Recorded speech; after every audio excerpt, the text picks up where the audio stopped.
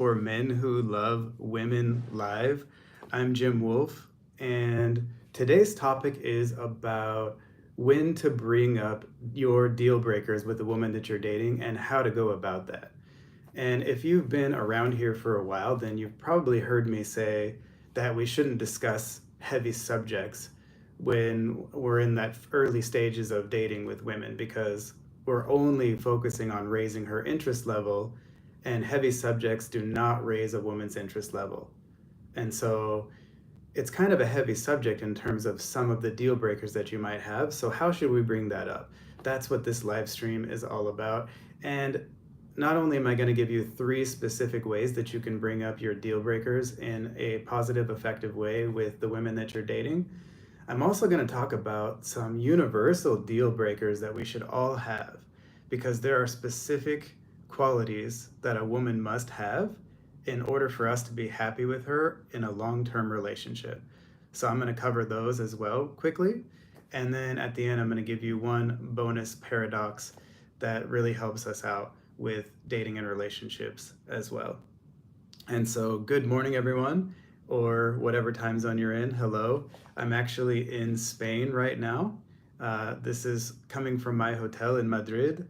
This morning, I went and took a day trip to Toledo, which is about 35 minutes away by train. So that was really cool. Awesome medieval town over there. And just got back to Madrid about an hour and a half ago. So set this up for you guys, and I want to rock it.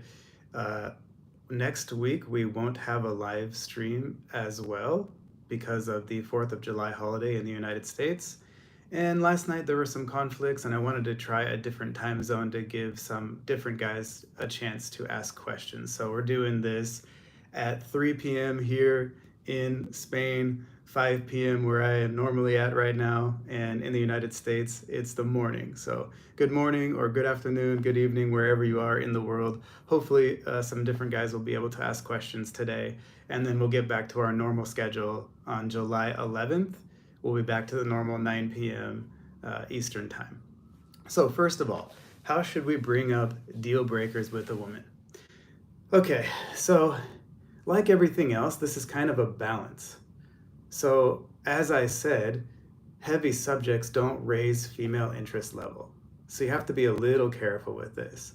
And so it's not necessarily something where you meet a woman for a coffee and then after 10 minutes you're like, hey, by the way, I want to have 3 kids.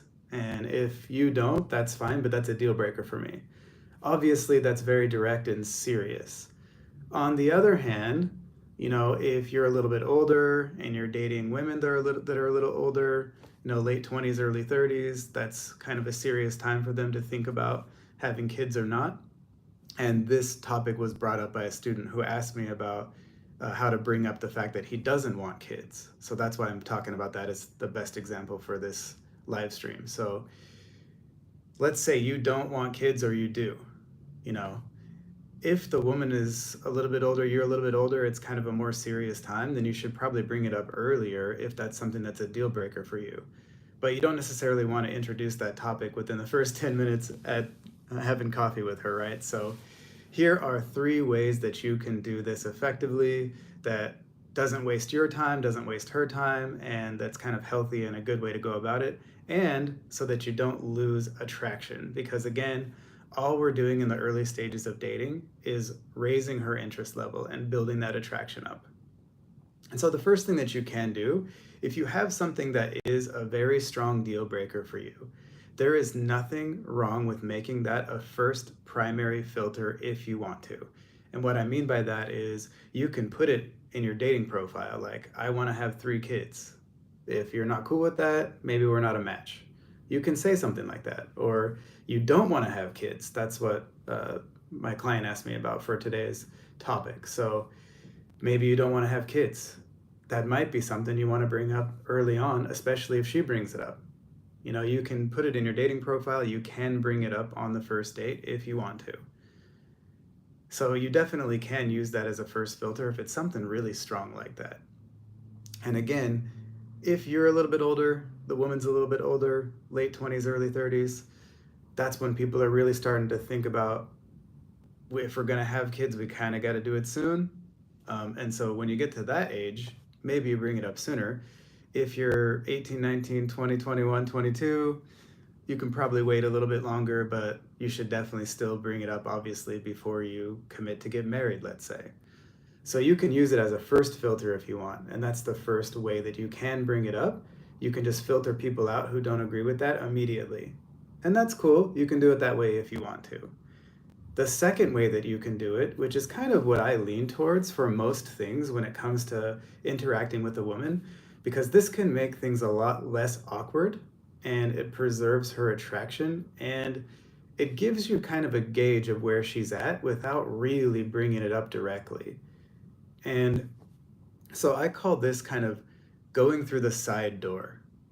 And so instead of just saying like, hey, I don't ever want to have kids. What do you think about that on like the first or second date?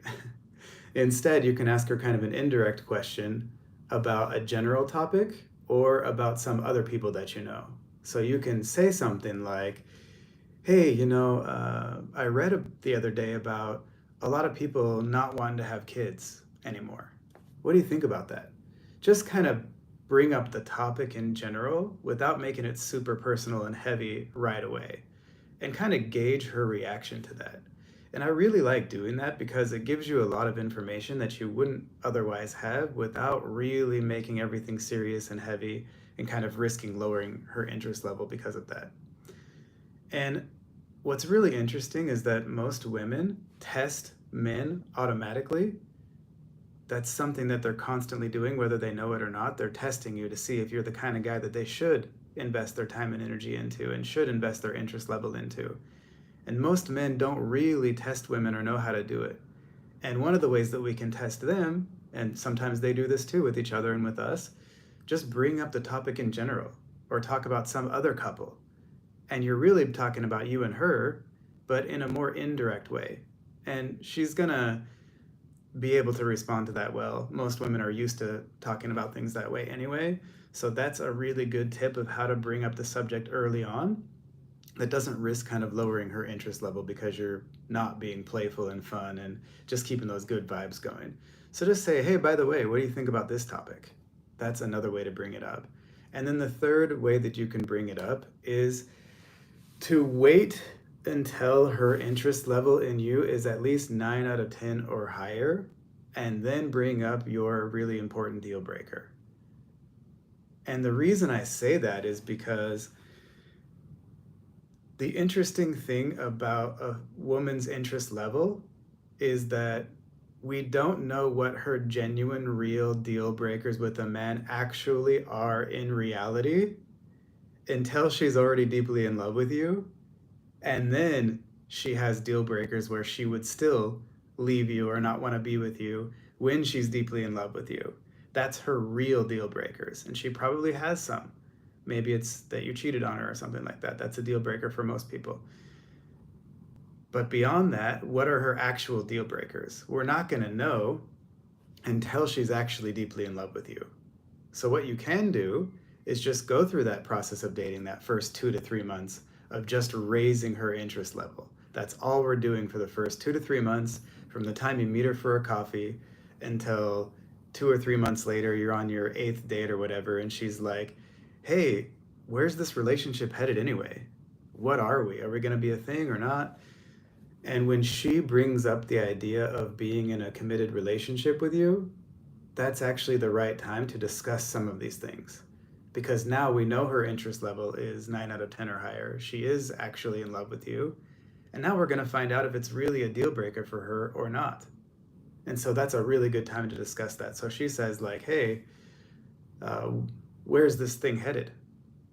And you say, well, I think there's a couple of important things we should talk about first, but I like where we're headed, and let's have a discussion about it and see where we land. And then you can talk about your specific things.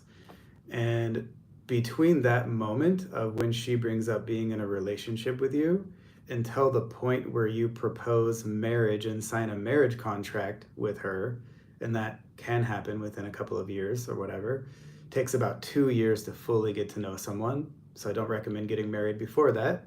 You can get engaged, but I don't recommend having your ceremony less than 2 years away from the day you met her. So in that window of she brought up the idea of being in a relationship to now you're getting married. That window is where you definitely need to talk about every single possible thing that's involved in having a relationship together. For example, finances, which nobody wants to talk about. You don't want to talk about that on the third date. You want to have fun. It's all about raising her interest level. Those first few dates, that's all we're doing. But you do want to talk about it before you sign a marriage contract. Absolutely. That's the absolute deadline. You must bring it up before then. Any of your deal breakers obviously have to be brought up before you sign that marriage contract, because after that, the negotiations are already done. It's too late for that. And if it is a deal breaker, then you're going to have to go through a harder legal process later. We don't want that. We want to avoid that. But it's definitely still not a great idea to necessarily talk about all of this minutia kind of stuff that we need to talk about on the third date. You should save it. Because remember, those first 3 dates are just your beachhead. It's the very beginning. And we're all about the feelings and emotions at that point. We want to have a good, relaxed, fun time. Now, here's an exception to that. Let's say you're on your second date with a woman and she brings up the idea of having kids or finances or something that might be a deal breaker for you. If she brings up a topic like that, and especially if she asks you about it directly, be honest with her. So you're not holding anything back. You're not being dishonest. It's just that we're focused on raising her interest level in the beginning. And then when the time is right, we're going to bring up those heavier, important subjects.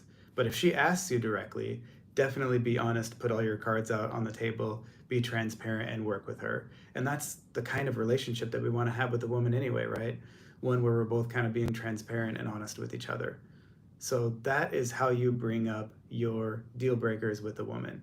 You can do it right away as a first filter, put it in your dating profile, bring it up on the first date if you want, and filter people in and out really hard. That's fine. Or you can, number 2, go through the side door and bring up the general topic and see how she responds. I like to do that before I bring up some heavy, serious topics sometimes. And then lastly, of course, once she actually says, hey, where's this relationship headed? She brings up the idea of being together.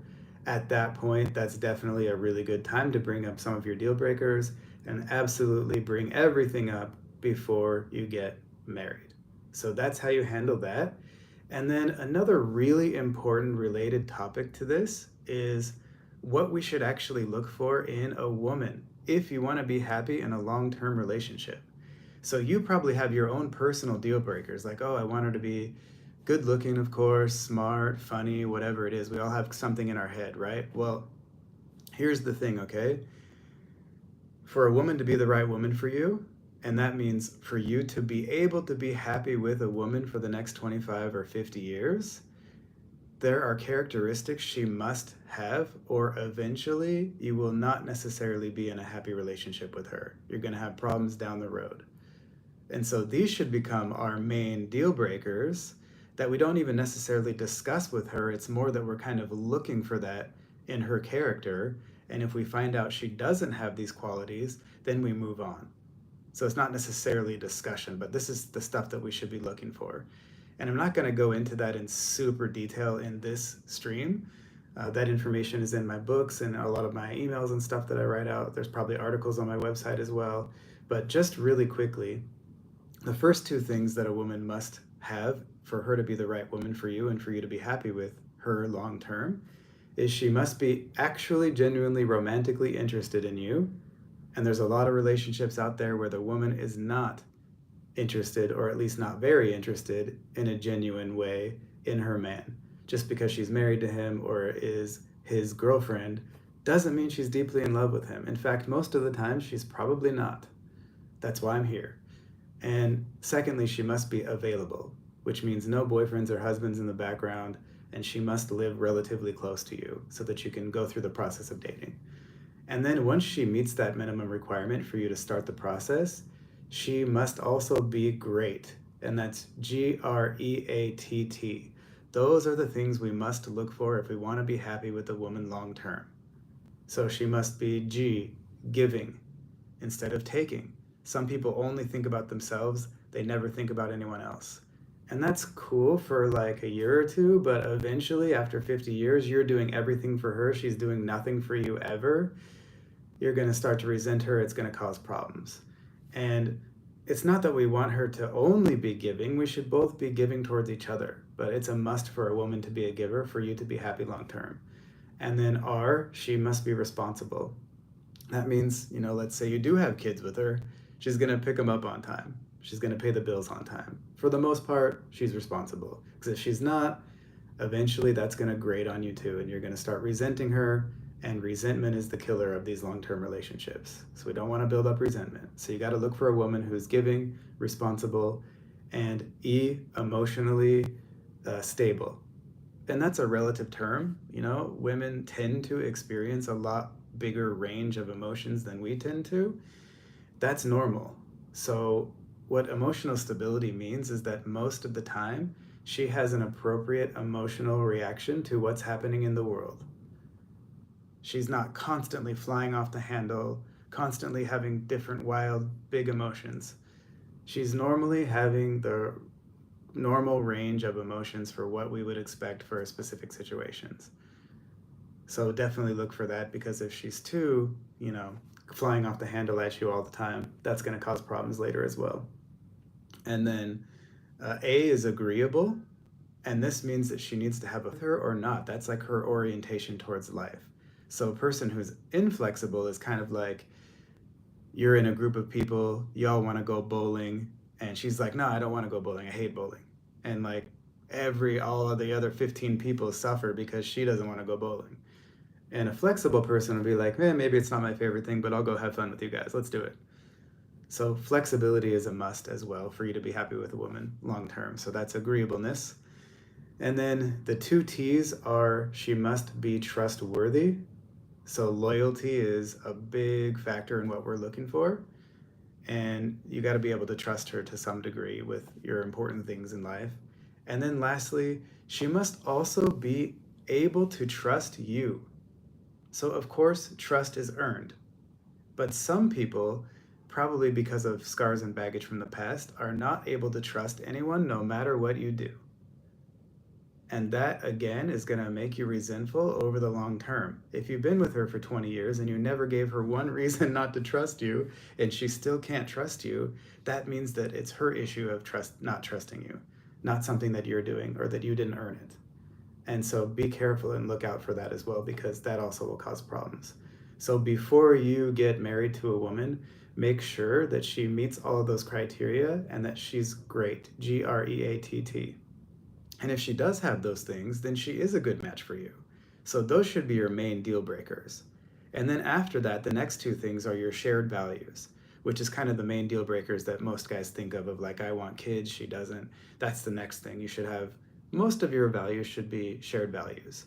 And then the last thing to kind of look for that can impact a relationship, let's say she has all of that other stuff. She's interested in you, she's available, she's great for the most part. We're not looking for a perfect person because no one's perfect, but she has most of it. There's one other factor that can come in, which is scars and baggage. We're all bringing wounds from the past into the present. We're all carrying some baggage around with us from past relationships, past life experience, whatever it is. And so we're all bringing something with us when we meet someone new. Sometimes that amount of baggage is too heavy. It's like when you check in at the airline, you get one 50-pound bag. Well, if it's 70, you don't get to take it on the plane, or you got to pay more for it. And sometimes a woman simply just has too much scars and baggage that she hasn't processed, where she's not capable of having the kind of relationship that will be happy in for a long time. Apologize for the noise, by the way. They're cleaning my floor right now during this hour, of course, in my hotel. So apologies for that. But anyway, so sometimes scars and baggage comes in as well. And the thing is, like, we're empathetic, right? Like, we feel empathy towards a person or a woman who has a lot of scars and baggage. But we can't change her, and we can't make her. She has to do that. And we have to take the woman that we're sitting across from as she is right now, not what her potential might be a couple years from now. So if she's going through a process where she's kind of dealing with it already, that's one thing. We can kind of see how it goes. But if she hasn't dealt with it and it's something she's bringing with her, most of the time it's a thing where we should be empathetic, but not necessarily commit to a long-term relationship with her, and definitely not sign a marriage contract with her, have kids with her, bring that baggage with us to our kids as well. So just look out for that also. So that's kind of what we should look for in terms of being happy with a woman long term. And again, those are not necessarily things that you bring up as your deal breakers. It's just characteristics that we're looking for as we're interacting with the woman and we're dating her over time. And here's the key to this. As soon as you know she doesn't have those criteria met, then we need to move on, even if you have high interest. And that's hard to do, but long term, that's going to be a lot better for her and for you. So you can move on to the right woman for you. And then lastly, a little bonus. Thanks for the shout out. Appreciate that, Luis. A little bonus content here for you now at the end here. One thing that I found really interesting when I first started learning about all of this dating and relationship stuff is having standards actually makes you more attractive. It's a little bit ironic. And so it's not kind of like when you go on a excuse me, when you go on a first date, it's not like you're sitting up here on high and she has to prove herself to you and like you're the god and she's trying to prove herself the whole time. It's not really like that. It's just it's a two-way street. And a lot of guys think like I need to fit into her standards and attract her, and she's already kind of sold me. You know, I've already bought in fully. And all we have to do is flip that dynamic a little bit to, hey, I have some standards too. I have things beyond looks that I'm looking for. Let's see if you're GREATT great. I'm looking for that. And I'm not doing it in a judgmental way. It's not like someone is a bad person in general if she's not great, for example. It just means she's not the right woman for you. And the interesting thing is, sorry about that. When you have standards and you communicate those to her through your actions and sometimes through talking about it directly, that makes you more attractive for a few reasons. First of all, it means that you're not just taking any woman you can get, which means she gets to feel special when you choose her, and she gets to feel unique because she's kind of the right fit for you. That makes her more attractive, and it's healthier. It's a better place to come from. And it also just, in male-female dynamics terms, it's just putting you on a higher level of value already when you have some things that you're looking for beyond her looks, which she's already doing when she's coming to a date with you. So it just kind of flips that dynamic in our favor a little bit, and hers as well, because she wants to be attracted to a guy who does have standards. Because if you have standards, you have things you're looking for, you value yourself and your time, and you respect yourself, and then you choose to be with her, now she gets to feel really good that you chose her, instead of just like, oh, she's up here on this pedestal and I'm going to do everything I can to attract her. She doesn't get to feel any of that good stuff if you're not having any standards yourself. So having high standards makes you more attractive.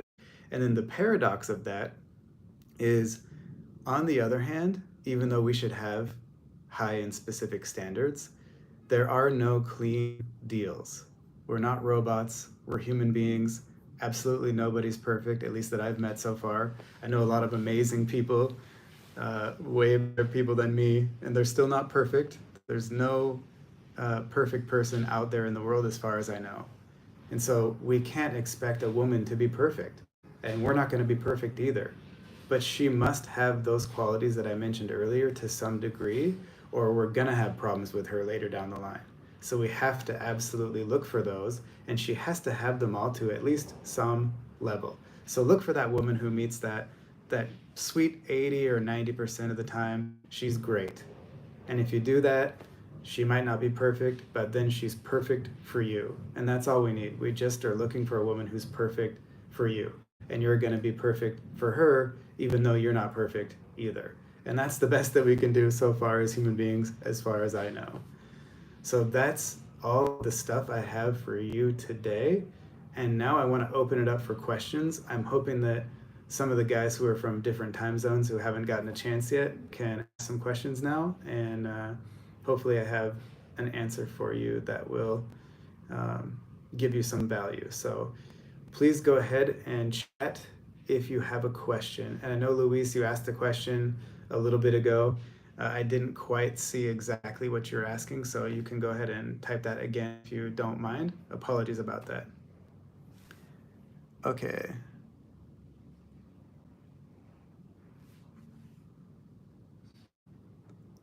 So, Luis, I think you're talking about long distance, and let me just say a few things. If you have to build the early stages of a relationship with a woman long distance, that tends not to work. It's very difficult because you can't take her through the process that raises her interest to 9 out of 10. She might be at a 6 or 7 already, and so it kind of works for a while. You're doing video chats and stuff like that. But eventually, like, there's a local guy she meets, or you meet a local woman, her interest kind of stays there, goes down a little bit. It's really hard for it to go all the way up to 9. Now, if she starts out love at first sight, her interest is 9 out of 10 already when she meets you, she's going to make it work. So long distance only works if she makes it work. And that's why I don't like it. We have no control over the process. Yeah, so you're dating more than you know. Here's the thing. If you take a woman through that process of raising her interest level and you're sure that she's deeply in love with you already, and then she gets an opportunity to go somewhere and it's temporary, there's a set specific time when she's coming back and you already have that relationship set, then long distance can work. And there's still some things you should do, like kind of definitely don't text back and forth all day long, stay busy in your own life and to keep in touch with her a little bit, make sure you're giving her that attention, but not too much, keep it healthy. But if she's in love with you, it's a temporary time where one of you is away for months or whatever, and you're coming back at a specific time, that's gonna work out. Yeah, yeah, exactly. So she has that opportunity. Um, Here's the thing, okay? If she has high interest in you and she gets an opportunity in another way, the way that she handles that is going to tell you everything that you need to know about where you stand and how it's going to work. If she talked to you about it before she agreed to do it, before she accepted that opportunity, okay, 3 years, she might be gone, do 3 years somewhere else. If she's working with you on that and she's talking to you first and she's not just going to decide on her own, that's a really good sign. If she's like, well, this is it, this is what I'm doing, and she kind of already accepted it, and then she's telling you about it, that's a major red flag. So it kind of depends on how she's handling it and how big of a deal it is for you and your family, like, is it something, for example, for me, like, I do most of my work online. I can kind of work from wherever, from noisy hotel rooms in Madrid to where I live now. And uh, we had an opportunity for my girlfriend to get her master's degree in a different country. And so I went there with her for 2 years and we did that. And it was cool because both of us agreed to it. It was really great. I actually was the one who suggested it. So that all worked well. So if she's doing it from like, this is my career, it's the one chance that I have, it's really prestigious, I want you there with me, I want to do it together, and it benefits your family. Like, your kids are going to have a better life because of it, etc. If you have kids, for example, then I say it's great. If not, then it's a problem. So it's all about how you're working together with her on that, and if she just did it on her own or she asked you first. So definitely look for that. Okay, let me see if I can go back through the chats here. Live chat. Okay, here we go. All right, so Zen says, what do you do when a woman shows signs of interest but she's being too passive? Great question. So here's the thing.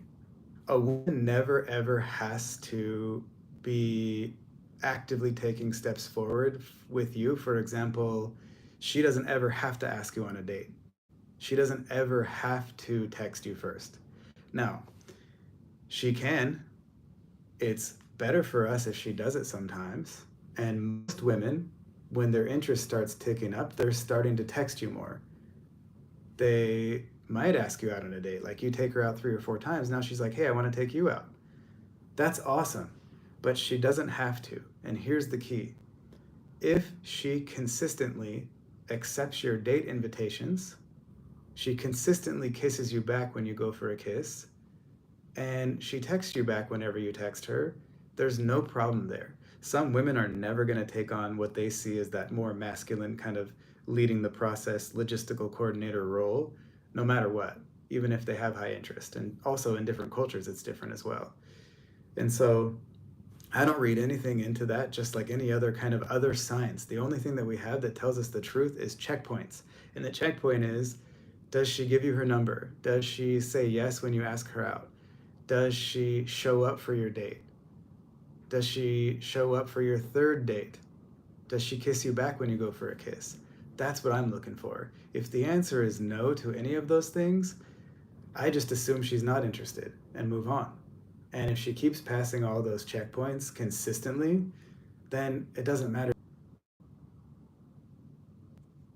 There was another message here.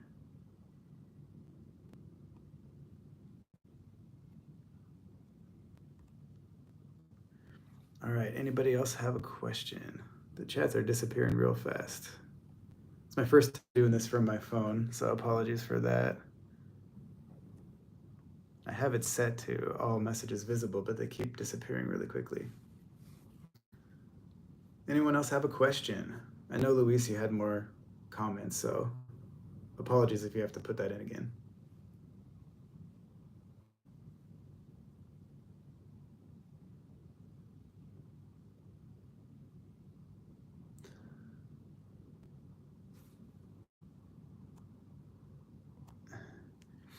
All right, Louise, I tell you what, go ahead and just send an email to me at Jim Wolf, JIMWOLFE, help desk, Jim Wolf help desk at gmail.com, or dating advice for men who love women at gmail.com with the number 4 instead of FOR.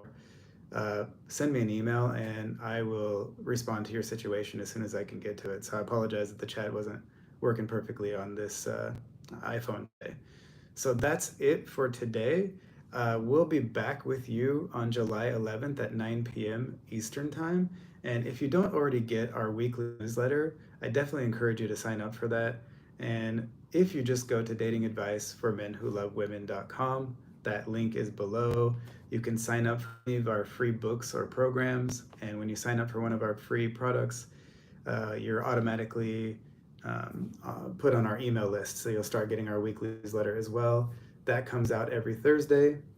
And I usually try to give a little bit different angle on the newsletter in this live stream every week as well, plus some additional content. So if you're not already on my newsletter list, go get one of our free programs at datingadviceformenwholovewomen.com. Or if you buy one of our programs, you'll also be put on our email list automatically as well. So wherever you are in the world, I hope you have a good day, a good rest of your day, a good evening, a good morning, whatever it is. And I'm going to go ahead and check out now from Madrid, Spain. And I am looking forward to seeing you guys in 2 weeks.